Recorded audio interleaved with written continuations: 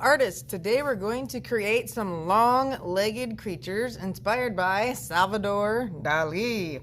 So he had elephants with really long legs, which looks a little silly. So I have a handout that has several animals to pick from on the front and on the back.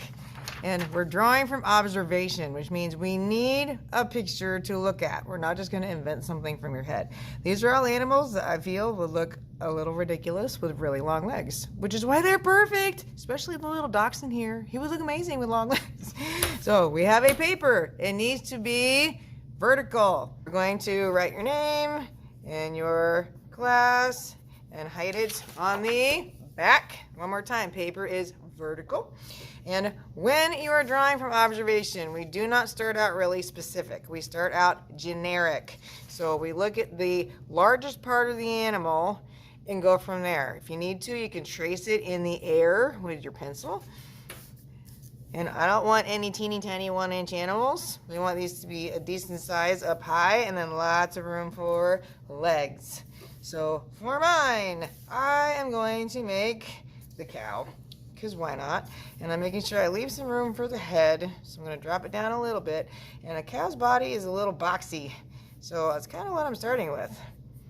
A rounded rectangle. And then we look at the generic shapes that come next. So the head is a little pointy on the front. Yes, it will look silly at the beginning. It has a tail that comes off the back. And we're sort of turning it into a cartoon. On the legs, trying to look at what direction they go. You can always trace in the air. As they bend backwards a little bit, then come down. I'm not getting too far on the legs just yet, because they're going to get much longer. Essentially drawing the top half of the legs, and then I'll worry about the rest later.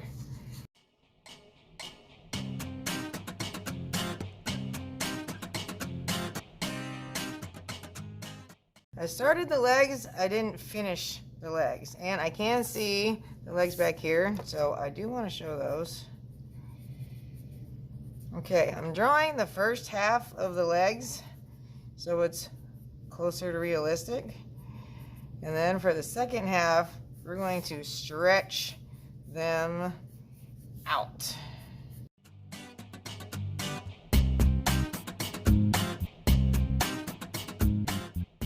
I made it so the front legs are about the same length and the back legs are the same length. Because if you look, this one is in front and that one's farther back.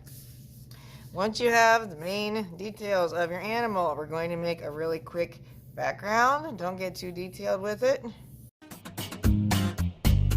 Not getting too super complicated with it. Add some layers here. I can see there's different layers in the grass. Once you're happy with your animal, we need newspaper and a Sharpie. We're going to go through and trace those lines. Everything's traced. If you wanted to add a little texture here and there, like I'm adding a few blades of grass to show that he's in the grass. And as always, anytime we're done tracing Sharpie, we erase.